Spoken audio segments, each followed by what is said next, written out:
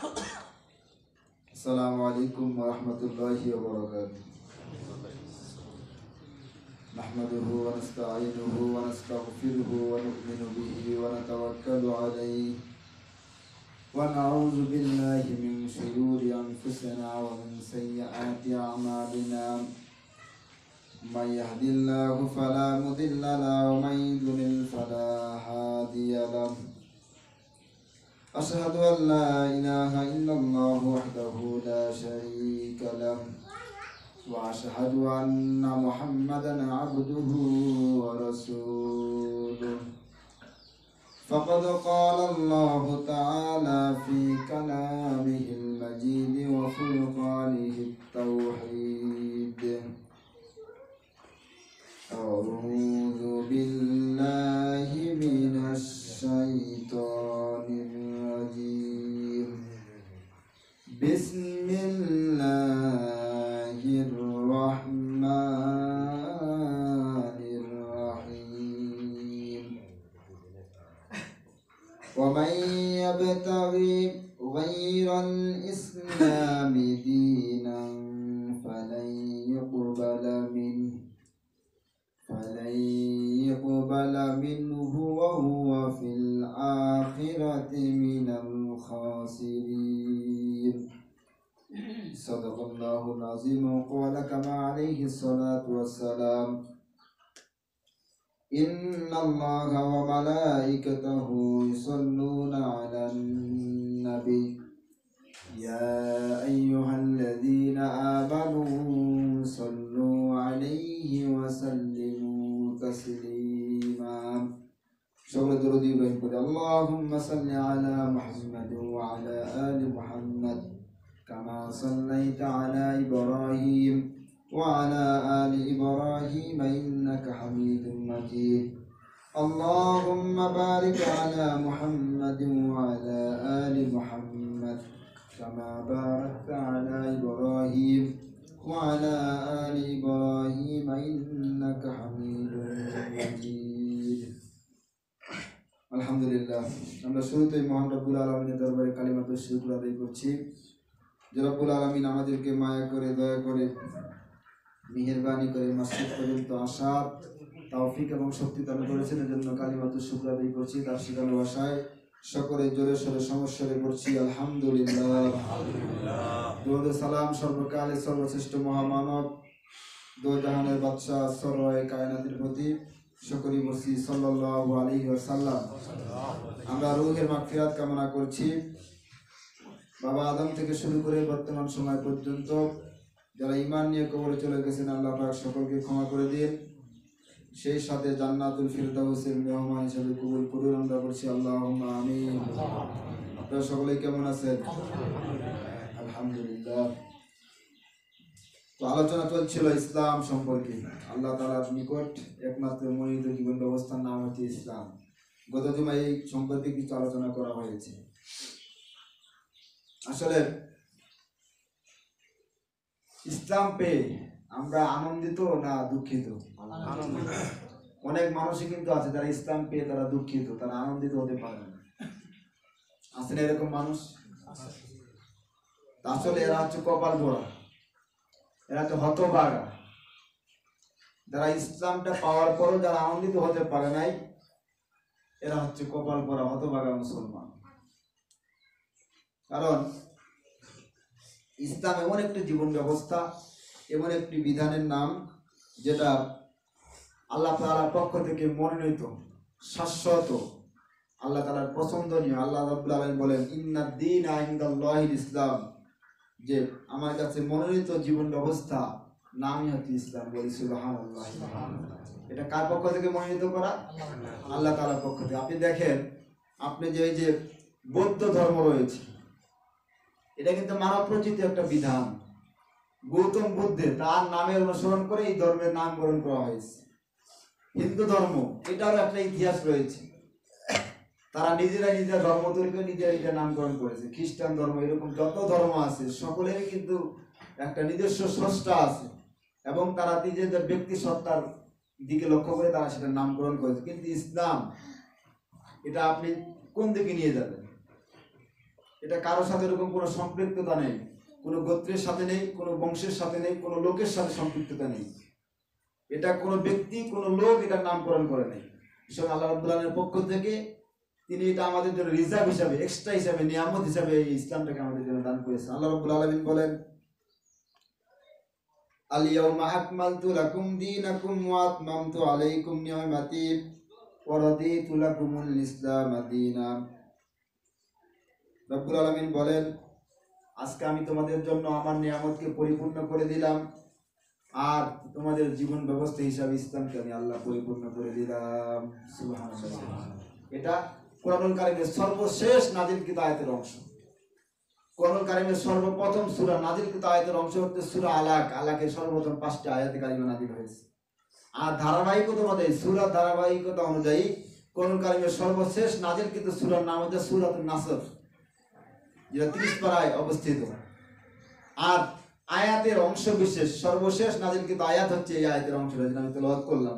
আল্লাহ রাব্বুল আলামিন এটা বিদায় হজ্জের ভাষণ, রাসূল সাল্লাল্লাহু আলাইহি ওয়াসাল্লাম যখন সর্বশেষ ভাষণ দিচ্ছিলেন বিদায় হজ্জের ভাষণে, রাসূল সাল্লাল্লাহু আলাইহি ওয়াসাল্লাম যখন ভাষণ শেষ হয়ে গেল, তিনি তখন উপস্থিত জনতাকে লক্ষ্য করে বললেন যে আমি কি আমার উপরে যে অর্পিত দায়িত্ব এসেছিল, আমার উপরে আল্লাহ পাক যে দায়িত্ব দিয়েছে নবুয়তের, রিসালাতের, সেই দায়িত্বকে আমি যথাযথভাবে পরিপূর্ণ পুঙ্খানুপুঙ্খরূপে তোমাদের কাছে পৌঁছে দিতে পেরেছি?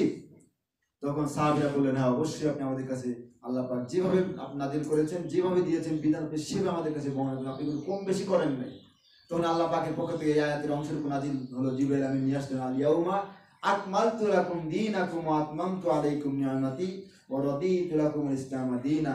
যে আমি আমার নিয়ামতকে পরিপূর্ণ করে দিলাম তোমাদের জন্য, আর আমার ইসলামটাকে তোমাদের জন্য মনোনীত জীবন ব্যবস্থা হিসেবে গ্রহণ করে তোমাদের জন্য আমি করে দিলাম। এই মনোনীত জীবন ব্যবস্থা ইসলাম পাওয়ার পরেও যারা খুশি হতে পারে নাই, তাহলে তো তারা কপাল পোড়া কিনা বলেন? জি। আসলে আপনি দেখেন যে আমরা এমন একটি,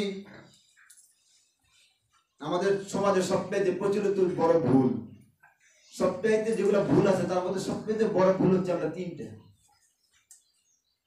1 নাম্বার ভুল হচ্ছে আল্লাহ রাব্বুল আলামিনের যে কিতাব আছে, এই যে কোরআনুল কারীম, এই কোরআনটাকে আমরা শুধুমাত্র একটা ধর্মীয় বই, একটা ধর্মীয় গ্রন্থ হিসাবে আমরা মনে করি কি না? এই কোরআনটাকে আমরা শুধু মনে করি এটা একটা বই, অন্যান্য বই যেরকম এরকম একটা বই, এটা একটা ধর্মীয় গ্রন্থ। এবং অন্যান্য ধর্মের, প্রতিটা ধর্মের একটা ধর্মীয় গ্রন্থ থাকে, গীতা, বাইবেল, রামায়ণ, তারপরে ইনজিল, আপনার তাওরাত, জাবুর, ইনজিল, এরকম আল্লাহ পাকের পক্ষ থেকে ছিল, কিছু মানব রচিত কিছু ছিল। তো প্রতিটা ধর্মের জন্য একটা করে গাইডলাইন, একটা গাইড দাতা হিসাবে আল্লাহ পাক একটা বই দিয়েছেন, মানুষটা তৈরি করে নিয়েছেন। তো আপনি চিন্তা করে দেখেন, তা আমরা ওই কোরআনটাকে সর্বশেষ নাযিলকৃত আসমানি কিতাব, আল্লাহ পাক সব মানে পৃথিবীতে 104 খানা নাযিল করেছিলেন, কিতাব দিয়েছিলেন। 100 খানা ছিলেন সহিফা, আর 4টা হচ্ছে বড়। তার মধ্যে সর্বশ্রেষ্ঠ হচ্ছে কোরআনুল কারীম। সুবহানাল্লাহ। সেটা আমাদের উপরে নাযিল করা হয়েছে, বিশ্ব নবীর উপরে যেটা নাযিল করা হয়েছে, সর্বশেষ নবীর উম্মত হিসেবে যেটা হকদার আমরা। এই কোরআন কারীম এটাকে আমরা শুধু মনে করি অন্যান্য ধর্মীয় গ্রন্থের মতো, মানে গীতা, রামায়ণ, বেদ যেগুলো আছে ওগুলা যেরকম একটা ধর্মীয় গ্রন্থ, এই কোরআনটাকে আমরা একটা ধর্মীয় গ্রন্থ মনে করি কি না? কথা বলেন একটু। এটা হচ্ছে আমাদের সবচেয়ে বড় ভুল। কেউ আবার এই কোরআনকে নিয়ে তাবিজের ব্যবসা করে। আমাদের মতো কিছু হুজুর আছে, তারা এই কোরআনটা বিক্রি করে খায়। কিভাবে খায়? মানুষ মরলে 40 দিন, আপনার 7 দিনে 10 দিনে কোরআন খতম করে বেড়ায়। এরকম কিছু গ্রুপ আছে, অনেক এলাকায় দেখছি যে ওদের গ্রুপ সেট করা আছে। মানুষ মারা গেলে ওদেরকে দাওয়াত দেওয়া হয়, আবার ওখানে ফিক্সড করা হয় হাদিয়া, তাদেরকে কত কোনটাকে তারা দাওয়াতি কাজ, তারা দাওয়াত দেয় যে আমাদেরকে 1000-2000 টাকা দিতে হবে, আমরা 1 খতম কোরআন পড়ে দিই। আবার এরকমও কিছু সমাজে লোক পাওয়া যায় যাদের কাছে এক্সট্রা কিছু কোরআন তেলাওয়াত করাই থাকে, কয়েকশো খতম তার কাছে আছে।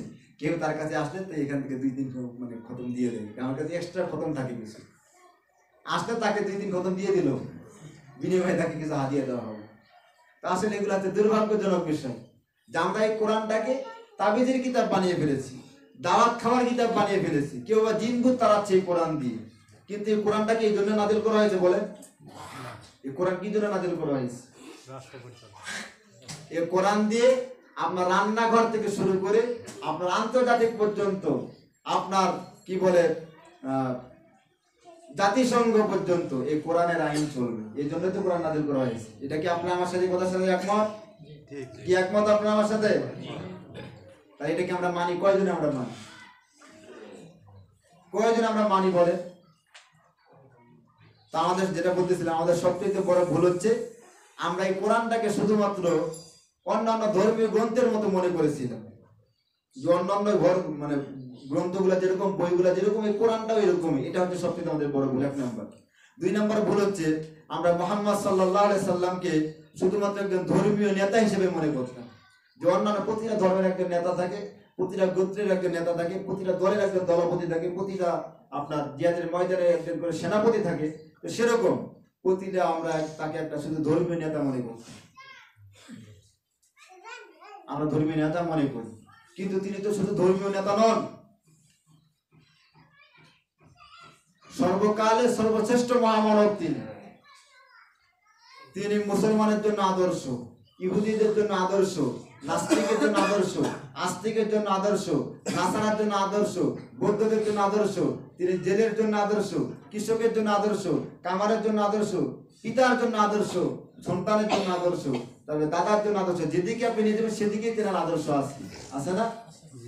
তো তিনার সব দিকে তিনি আদর্শ ছড়িয়ে ছিটিয়ে আছে, কিন্তু আমরা তেনাকে শুধুমাত্র ধর্মীয় নেতা মনে করি। এটাই আমাদের সমাজে সবচেয়ে বড় ভুলের মধ্যে আরেকটা। 3 নম্বর ভুল হচ্ছে ইসলামটাকে আমরা শুধুমাত্র একটা অন্যান্য ধর্ম, যেরকম হিন্দু ধর্ম, বৌদ্ধ ধর্ম, এরকম একটা ধর্ম মনে করি। ঠিক আছে, শুধু একটা ধর্ম নয়। ইসলামটা শুধুমাত্র একটি ধর্ম নয়, এটি একটা রাজনৈতিক জীবন বিধান। কথাগুলোকে উল্টা পাশে নেওয়ার চেষ্টা করবেন না, বুঝেন। কোরআন হাদিস থেকে কথাগুলো তখন বলবেন ইনশাআল্লাহ। তো এটা হচ্ছে একটা রাজনৈতিক জীবন বিধান, এটা শুধুমাত্র ধর্ম নয়। যদি কেউ শুধুমাত্র ধর্ম মনে করে সে বোকার রাজ্যে বসবাস করতে চায়। এটাই আমাদের সবচেয়ে বড় ভুল মুসলমানদের, লাঞ্ছিত হওয়া। আমরা শুধুমাত্র এটা একটা ধর্ম মনে করি, যে হিন্দু একটা ধর্ম, মুসলিম ইসলামটা একটা ধর্ম, নামাজ পড়লাম, রোজা রাখলাম, শেষ হয়ে গেল, পালন হয়ে গেল। না, এটা এত সহজ নয়। দুনিয়াতে এর সম্পৃক্ততা যেমন রয়েছে, আখিরাতে এর সম্পৃক্ততা আরো বেশি রয়েছে। আমরা অন্যান্য ধর্মের মতো ইসলামটাকে ধর্ম মনে করেছিলাম। এই জন্য আমাদের এটা হচ্ছে 3য় নাম্বার সবচেয়ে বড় ভুল। এই 3টা সবচেয়ে বড় ভুল করার কারণে আজকে মুসলমানদের এত অধঃপতন।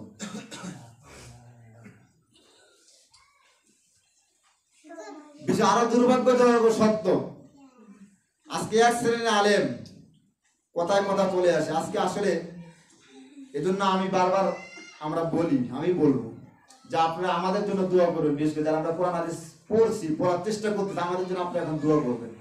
সারা জীবন একটা আসলে দেখে আসতাম আমরা যে সাধারণ মানুষরা আলেমদের কাছে দোয়া চাইতো, এখন উল্টা হয়ে গেছে। এখন সাধারণ মানুষদের কাছে আলেমদের কাছে দোয়া নেওয়া উচিত, মানে আলেমদের এখন সাধারণ মানুষের কাছে দোয়া নেওয়া উচিত। কারণ আলেমরা মানে এত বেশি গীবত বা অন্যান্য আপনার জেনার মানে গুনার কাজে লিপ্ত হয়ে গেছে, এরকম সাধারণ পাবলিক এরকম কাজে লিপ্ত হয়ে যায়। আজকে একজন আলেম আরেককে দেখতে পারেন। আপনি দেখেন, একজন রিক্সা চালক একজন শ্রমিকের উপর আঘাত করলে আরেকজন শ্রমিক তার সেটা প্রতিবাদ করে। একজন সাধারণ পাবলিকের গায়ে আঘাত করলে আরেকজন পাবলিক সেটা প্রতিবাদ করে। কিন্তু এক আলেমে আঘাত করলে আরেক আলেম সেটার প্রতিবাদ দূরে করবে, তাকে আরো মারার চেষ্টা করে। আসলে আমাদের সার দেওয়ার মন মানসিকতা খুবই অল্প। আলেমরা এত সংকীর্ণ জীবন মন নিয়ে তারা বসবাস করতেছে বর্তমান সময় কিছু কিছু আলেমরা, এটা আসলে খুব বেমানান। এই জন্য বেশি বেশি করে আপনারা আলেমদের জন্য দোয়া করবেন যেন আল্লাহ পাক তাদেরকে হেদায়েতের পথে নিয়ে আসে। যেন আল্লাহ পাক আলেমদের দিয়ে জাহান্নাম উদ্বোধন করবেন, আলেমদেরকে দিয়ে আল্লাহ পাক জান্নাত উদ্বোধন করবেন। তো সম্মানিত উপস্থিতি, তা আসলে আজকে আলেমদের এত অনৈক্যের কারণে, একজন আরেকজনের পিছনে লেগে থাকার কারণে, একজনের জনপ্রিয়তা বেশি আরেকজনের কম, এটাকে কেন্দ্র করে তারা বিভিন্ন রকমের কথাবার্তা, আতেবাদী কথাবার্তা তারা বলে। এটাকে কেন্দ্র করে নিয়ে আজকে আমাদের এক শ্রেণীর তথাকথিত কিছু রাজনৈতিক ব্যক্তিবর্গ তারা আজকে বলতেছে, আলেমদেরকে কটূক্তি করে বলতেছে, আরে মিয়া তোমার বাবা মা তোমাকে না পিটাইলে তুমি মাদ্রাসায় পড়তে পারত না, আর আমার বিনা পিট নিয়ে আমি ঘরে বসে আলিম মাদ্রাসা শিখছি। এরকম কথা বলতেছে না আজকে? কি আপনারা শুনেন নাই? আজকে আলেমদের অনৈক্যের কারণে, আলেমদের এত বিভেদের কারণে আজকে কিছু কুলাঙ্গার আজকে তারা বলতে বাধ্য হচ্ছে, তারা বলতেছে, ওপেনলি করে বেড়াচ্ছে যে তোমাদেরকে আলেমদেরকে পিটিয়ে পিটিয়ে তাদেরকে মাদ্রাসার শিক্ষক তাদেরকে পড়াইছে। আর ও বিনা পিট নিচে 2-3টা শিক্ষক তার মানে 2-3 ভাষায় সে কথা বলতে পারে। তো যাই হোক, এগুলো আসলে খুব দুঃখজনক বিষয়, খুবই দুঃখজনক বিষয়। আর একজন আজকে আমাদের আসলে আমরা পুলিশ প্রশাসনকে আমাদের জনগণের বন্ধু হিসেবে মনে করি, এখনো আমরা মনে করি, ভবিষ্যতে আমরা মনে করব, কারণ তারা জনগণের সেবক। কিন্তু কিছু কিছু সেবক হয়ে আবার কিছু ওই যে রক্ষক যখন ভক্ষক হয়ে যায় তখন আসলে জাতির কোনো উপায় থাকে না। যাদেরকে সেবার দায়িত্ব দেওয়া হয়েছে তারা সেবা না করে তারা আজকে নিজেরাই সেবা নিতেছে। কিছু গুন্ডার ইয়াবাখোর গাঁজাখোরদেরকে চাকরি, তারা ঘুষ দিয়ে তাদেরকে চাকরি দেওয়ার কারণে, কিছু দলীয় কোটায় তারা ঢোকার কারণে আজকে তারা ওপেনলি বলতেছে, গায়ে পুলিশের পোশাকটা পরে তারা বলতেছে, পোশাকটাকে তারা কলঙ্কিত করেছে, তারা বলতেছে যে আমার বাবা মারা গেলে মোল্লাদেরকে দিয়ে আমি জানাজা করাবো না, মৌলবাদীদেরকে দিয়ে আমি জানাজা করা লাগবে, আমি নিজেই জানাজা করাতে পারবো। এত বড় বেয়াদবি কথা আজ পর্যন্ত এরকম সুন্দর একটা পোশাক পরে, পবিত্র একটা পোশাক পরে কেউ বলতে পারে না।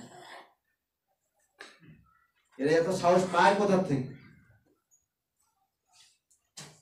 এত সাহস তারা পায় কোথার থেকে? তারা হিসাব করা উচিত, সে যে গায়েতে জামাজা পড়েছে, তার হাতে যে অস্ত্র, সে যে এত মহারা দেখায়, তাকে যে এত পেনশন দেওয়া, এত কিছু দেওয়া হয়, এটা কার টাকা দিয়ে? এটা কিন্তু এই জনগণের টাকার থেকেই, কিন্তু ট্যাক্সের টাকার থেকে কিন্তু তাকে এত কিছু দেওয়া হয়।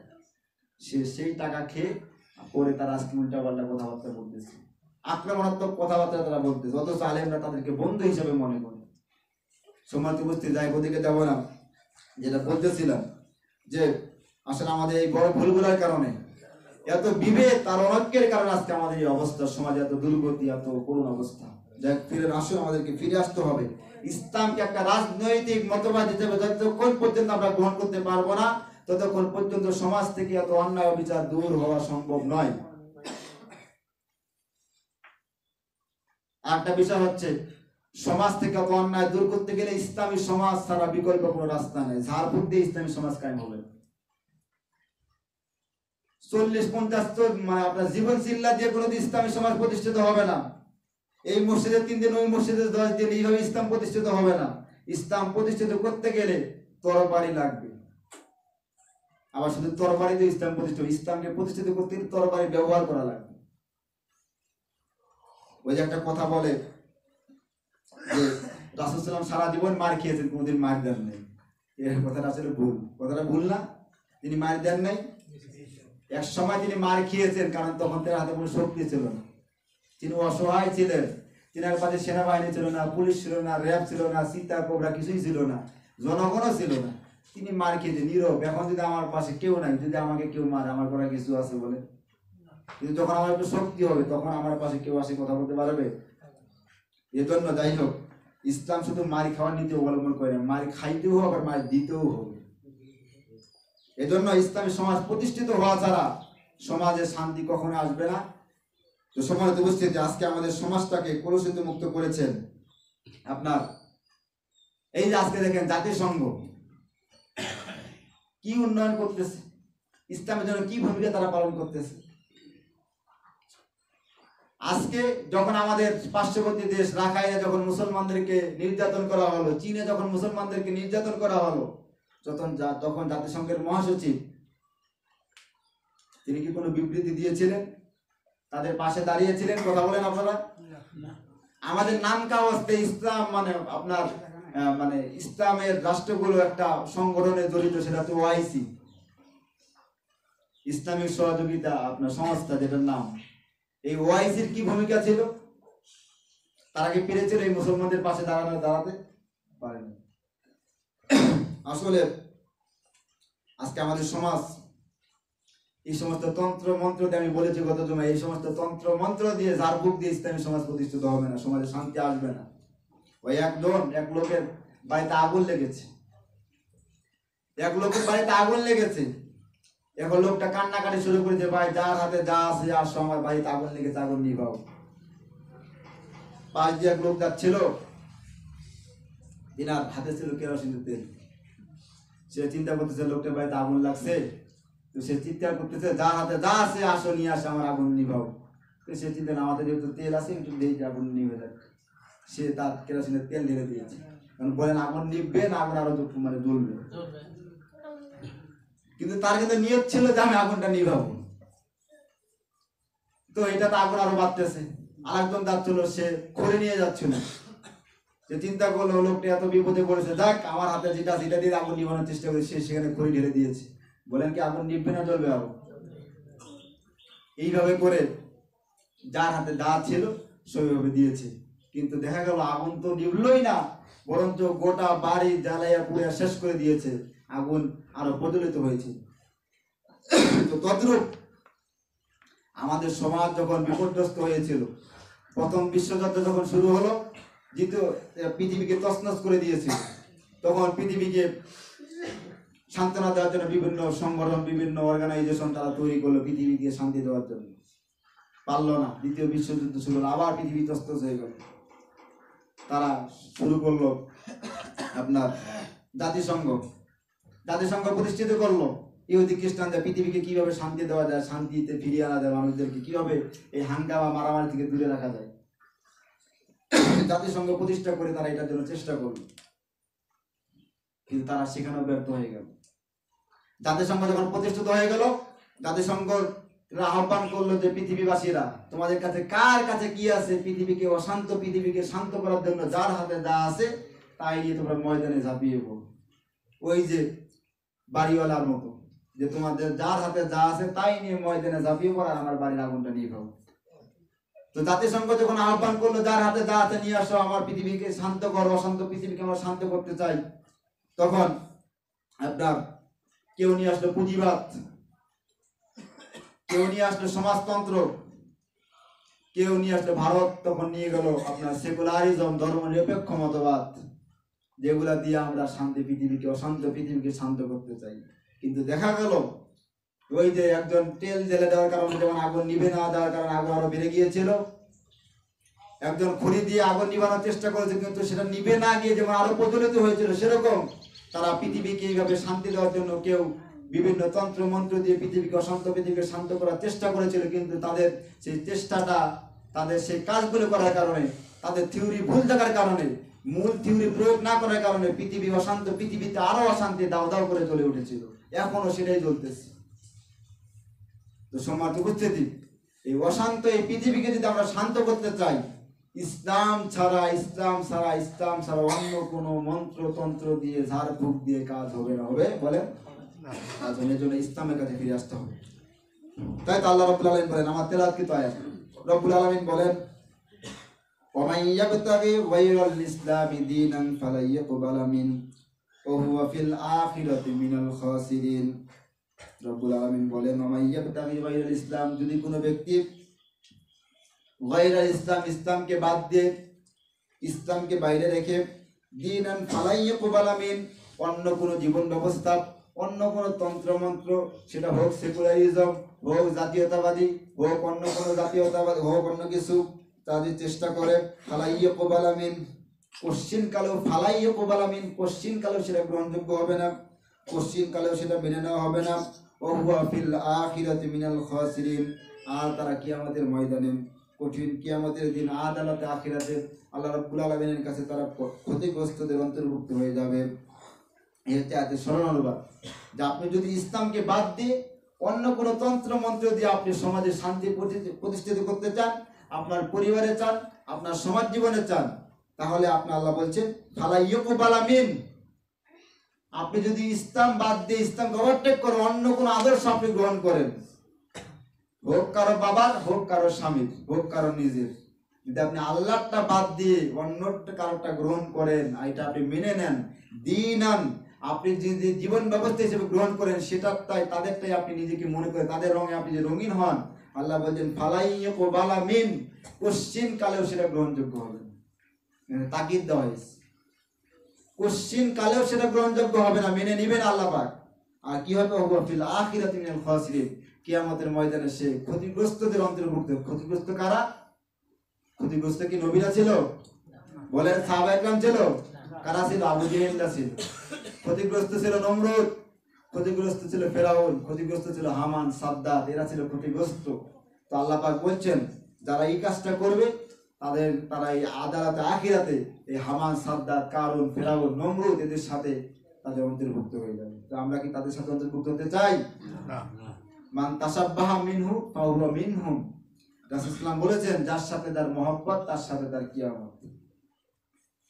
আপনি আমি যদি আমার চরিত্র যদি হামানের চরিত্রের সাথে মিলে যায়, আমি যতই মুসল্লি মনে করি, যতই আমি হজ করি, যতই আমি সিজদা দিতে কবলে সিল লাগাই, যতই আমি মসজিদে জীবন চিল্লা লাগাই, লাভ হবে না। আপনার কিয়ামত হামানের সাথেই হবে। আপনার আমার আদর্শ যদি আবু জেহেলের সাথে মিলে যায়, আবু জেহেলের যে কর্মসূচি ছিল ওইরকম কর্মসূচিতে যদি কোনো দলে থাকে, ওই দলের যদি কর্মী আমি হয়ে যাই, আপনি যত কিছুই করেন না কেন, আপনি যত আপনার নামের উপরে আলহাস লাগান, আরো যত কিছুই লাগান না কেন, আপনার হাসরটা হবে আবু জেহেলের সাথে।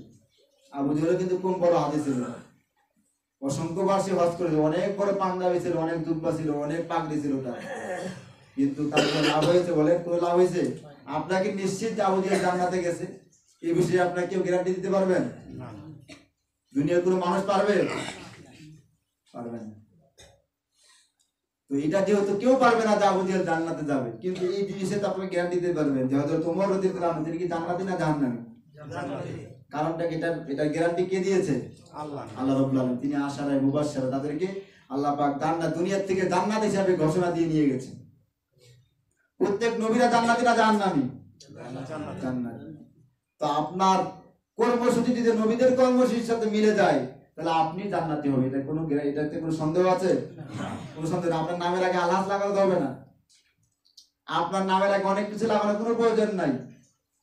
আপনার কি বলে অত নাম ডাকে কোনো প্রয়োজন নাই, আপনার অত জুব্বা পাগড়ি দাড়ি আপনার অত কিছু কোনো প্রয়োজন নাই। আপনার যদি কর্মসূচি নবীদের সাথে মিলে যায়, আপনি যদি চেষ্টা করেন নবীদের কর্মসূচি মেনে চলার জন্য, নবীদের অনুযায়ী চলার জন্য, তাহলে আপনি দেখবেন আপনার ওই আখলিস দীনাকা ইয়াকফিকাল আমালুল কলিল। রাসূল সাল্লাল্লাহু আলাইহি ওয়াসাল্লাম বলেছেন, অল্প একটু আমল করো, এই আমলটা যদি তোমার ভেজাল মুক্ত হয়, এই আমলটাই তোমার নাজাতের জন্য ওসিলা হয়ে যাবে। সুবহানাল্লাহ। তারপর অনেক বড় বড় দেখা যাবে কিয়ামতের মাঝে কিছু কিছু মানুষ অনেক বিশাল বিশাল আমলের পাহাড় নিয়ে উঠবে, বিশাল বিশাল আমলের পাহাড়। তারা মানুষটা উঠে তাকিয়ে থাকবে, এত বড় আমল, এত বেশি আমল করেছেন কোন ব্যক্তিকে ডাকা হবে। ব্যক্তি তাদের সামনে আসবে, মানুষটা তার দিকে তাকিয়ে থাকবে, এত সৌভাগ্যবান ব্যক্তি, এত আমল করেছে দুনিয়াতে,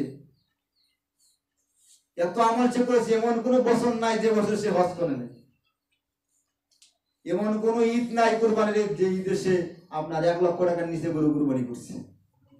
এত সবকিছু যত বড় বড় আমল সে নিজে একাই করছে, কিন্তু দেখা যাবে এক পর্যায়ে তার আমলগুলো মানুষকে দিতে দিতে দিতে দিতে সে নিজে জাহান্নামে চলে যাবে। নাউযুবিল্লাহ।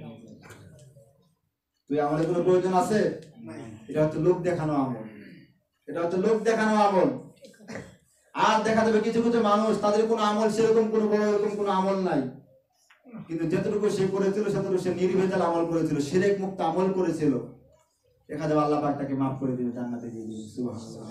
তো সম্মানিত উপস্থিতি, আসুন আমরা যতটুকু আমল করব ততটুকু আমরা নির্ভেজাল ভাবে করব, শিরক মুক্ত ভাবে করব, আমরা নির্ভেজাল জীবন যাপন করতে পারি, করার জন্য চেষ্টা করব। আল্লাহ পাক আমাদের সকলকে সেই তৌফিক দান করুন, আমিন। আর এই নির্ভেজাল জীবন যাপন করতে গেলে অবশ্যই আপনাকে ইসলামের দিকে ফিরে আসতে হবে। ইসলাম ছাড়া অন্য কোনো যদি ব্যবস্থা আপনি মেনে নেন, আর যদি বলেন আমি নির্ভেজাল, আপনার ভিতরে ভেজাল আছে না? যদি এখন বলে যে আমি ইসলাম বাদ দিয়ে অন্য কোনো ব্যবস্থা আমি গ্রহণ করলাম, আর আমি সারা জীবন আর বাসায় গেলাম, অনেক দেখা যায়, অনেক থেকে এরকম হয় যে আপনার কিছু কিছু দেখা যায় মানুষ হাজি সাহেব সারা জীবন মসজিদে পড়ে থাকে, সারাদিন মসজিদ, যখনই আপনি মসজিদে দেখবেন তখনই দেখবেন হাজি সাহেব মসজিদে এসে প্রস্তুত, মানে রেডি বসে আছে, তসবিহ করতেছে, জিকির করতেছে। আমি এরকম কিছু মানুষ দেখেছি যাদের ইনকাম অবৈধ,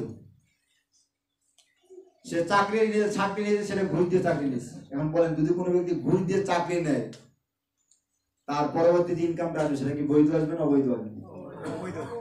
অবৈধ আসবে, অবশ্যই অবৈধ। চাকরি দেওয়ার সময় সে ঘুষ 4-5 লাখ টাকা ঘুষ দিয়েছে, চাকরি নিচ্ছে, ওটা নয় নিচে বাঁধলাম, ওই একটা আপনার বেশি কিছু মশলা আছে যে জায়েজ আছে কিছু কিছু ক্ষেত্রে, যাই হোক ওটা মানলাম। তারপরে তার চাকরি হওয়ার পরে চলার একটা পথ হওয়ার পরেও সে অবৈধ ইনকাম করতেছে, অবৈধ পথে চলতেছে। আবার এই অবৈধ লোকদের কারণে মসজিদে আসা যারা, মসজিদের সামনে কাতারে যখনই আপনি আসতে যাবেন দেখবেন যে সব অবৈধ লোক দিয়ে ভরপুর হয়ে গেছে।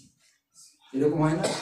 আমি বাস্তব কিছু কয়েকজন লোক দেখছি, তাদের ইনকাম অবৈধ, অথচ এরকম আমল করে, এরকম আমল করতে করতে মাঝে মধ্যে আমরা আমলে তাদের সাথে পারি না। বড় বড় মানে বলার সময় বড় বড় হাদিস বল, এরকম কিছু সমাজের লোক আছে। তো দেখ আল্লাহ তাদেরকে মাফ করে, আমাদেরকে মাফ করুন। তো সমাজ উপস্থিত যেটি বলতেছিলাম যে আপনি যদি ইসলাম বাদ দিয়ে বলেন যে আমি শান্তি চাই, আমি শান্তিতে আছি, আমি শান্তিতে থাকতে চাই, পৃথিবীবাসীকে শান্তি দিতে চাই, তাহলে আল্লাহ কসম করে রাখেন আপনি কখনো শান্তি থাকবেন না, আপনি পৃথিবীকে শান্তি দিতে পারবেন না। তার বাস্তব সমাজ, বর্তমান সময়, বর্তমান সমাজ, বর্তমান প্রেক্ষাপট, তাই নয় কি? বলে তাই না? তারা চেয়েছিল আমরা শান্তি দিব, তারা চেয়েছিল আমরা মদিনা সনদে আমাদের সমাজকে পরিচালিত করব। তার বাস্তব দৃষ্টান্ত আমরা পাচ্ছি কোন সনদে তা আজকে আমাদের সমাজ চলতেছে, আর কতটা শান্তিতে আমরা আছি। আমরা নিজেরা যদি একটু চিন্তা করি যে আমরা কতটুকু শান্তিতে আছি, আপনি একটু নিজেরা চিন্তা করে দেখবেন। আমি আমার কথা বলবো, আপনারা চিন্তা করে দেখবেন যে কতটা শান্তিতে আমরা আছি আসলে আছি। সমাজ উপস্থিতি শুধু মানুষ পেট ভরে খাইলো এটাই শান্তি নয়। এটাই কি শান্তি? আমি আপনাকে পেট ভরে খাওয়ালাম, আপনি আমার বাসায় আসলেন, শেষ করে দেব। যে আপনাকে আমি দাওয়াত করলাম, আমি আপনাকে পেট ভরে খাওয়ালাম, কিন্তু আসার সময় আপনি যখন আমার সাথে মানে আমার বাসায় থাকলেন, আপনি আপনাকে খাওয়ালেন, যথেষ্ট আপ্যায়ন করলাম, এমন কোনো আইটেম রেসিপি নাই যেটা আমি আপনাকে খাওয়াই নাই, কিন্তু যাওয়ার সময় আমি আপনার সাথে খারাপ ব্যবহার করলাম। তাহলে আপনি কি শান্তি, আপনি কি মনে শান্তি পাবেন, তৃপ্তি পাবেন? বলেন পাবেন? পাবেন না। সেরকম আজকে আমাদের সমাজে না খেয়ে মানুষ এখনো মারা যায়, এখনো মারা যায়। তারপরেও আমরা বলবো আমরা যেহেতু খাদ্য স্বয়ং সম্পন্ন, আমাদের সমাজের মানুষ এখন খুব দুঃখী, খুব গরিব দুঃখী, খুব কমই পাওয়া যায়, কিন্তু আসলে প্রকৃত শান্তি কি আমাদের সমাজে আছে? কথা বলেন। এই শান্তিকে আপনারা পেতে চান, অবশ্যই তাহলে ইসলামের কাছে আসতে হবে, কোরআনের কাছে আসতে হবে। যদি আমরা ইসলামকে ওভারটেক করে চলি, তাহলে আল্লাহ পাক কখনোই শান্তি দিবে না, বরং যতটুকু আছে আল্লাহ পাক ছিনিয়ে নেবেন। সমাজ উপস্থিতি আসুন, আল্লাহ পাক যেন আমাদের সকলকেই ইসলাম অনুযায়ী আমাদের ব্যক্তিগত জীবন, পারিবারিক, সামাজিক, রাজনৈতিক, অর্থনৈতিক, সমাজ নীতি, যত নীতি আছে একদম আন্তর্জাতিক পর্যন্ত আমরা ইসলামকে সাজাতে পারি। আল্লাহ পাক সকলকে সেই তৌফিক দান করুন। ওয়া মা তাওফীক ইল্লা বিল্লাহ। আসসালামু আলাইকুম ওয়া রাহমাতুল্লাহি ওয়া বারাকাতুহু।